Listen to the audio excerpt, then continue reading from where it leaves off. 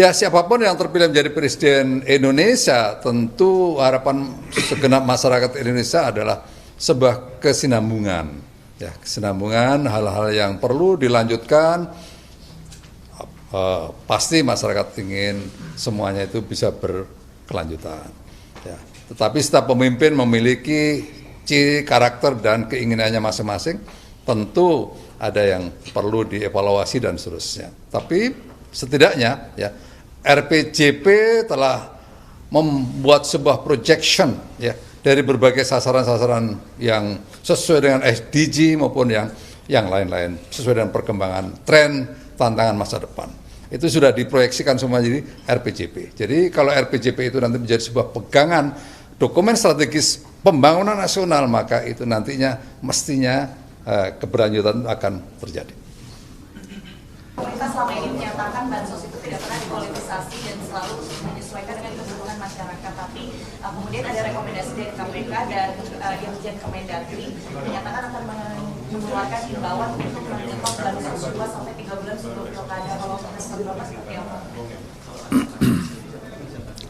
Seperti yang sudah disampaikan berkali-kali bahwa bansos itu melalui sebuah proses panjang, ya, bukan ujuk-ujuk gitu. Ada karena ini penggunaan anggaran APBN, jadi ada prosesnya. Tuh, jadi intinya bansos itu dijalankan sesuai dengan mekanisme. Tuh.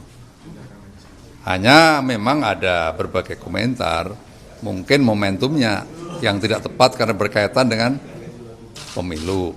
Tetapi kita juga harus membangun awareness, ya, bahwa situasi yang dihadapi oleh masyarakat Indonesia dalam kurun waktu yang hampir bersamaan itu memerlukan bantuan.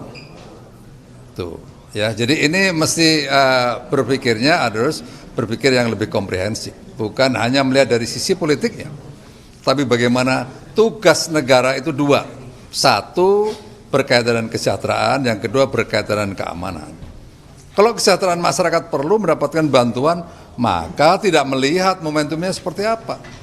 Contoh, kok lagi banjir, pas momentumnya momentum politik, apa menunggu dulu ini bantuan? Entar dulu nunggu, ini lagi momentumnya politik. Padahal masyarakat kita lagi kebanjiran perlu bantuan. Itu sebagai contoh yang gampangnya seperti itu.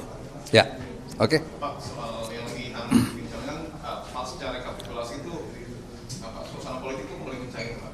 Baru ini kan Partai Nasdem itu diasosiasikan seperti dekat dengan Pak Prabowo, Pak Surya Paloh mengucapkan selamat, Pak Prabowo juga nampaknya cukup membuka tangan gitu ya. Tapi di sisi capres yang diusung Nasdem ini, Pak Anies menginginkan Nasdem ini menjadi oposisi. Dari KSP sendiri melihatnya ini sebagai suatu hal yang baik untuk rekonsiliasi atau bagaimana? Ya, posisi saya sekali lagi saya bukan pengamat politik ya. Saya tidak mau berkomentar di situ karena ini berkaitan dengan politik praktis ya, dan bukan domain saya untuk mengomentari itu. Jadi mohon maaf saya bisa.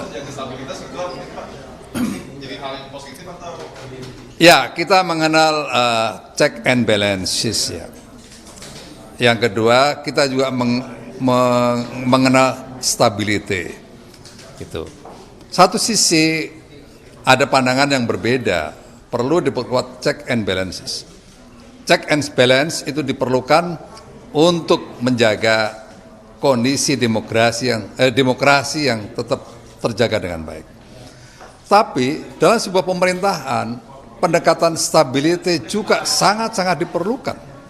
Karena kalau tidak stabil, pemerintahan ini dikelola, maka itu akan mempengaruhi efektivitas dari sebuah pemerintahan. Maka itulah pilihannya bagaimana melihat antara sisi check and balance, yang kedua dari sisi dari stability.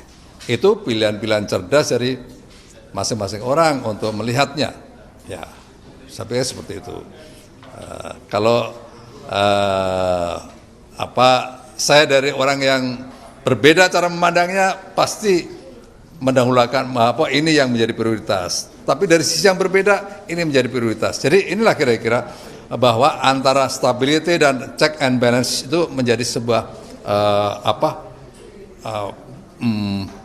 batasan Karena negara harus dikelola dalam keadaan stabil sehingga efektivitas dari sebuah pemerintahan itu bisa berjalan dengan baik.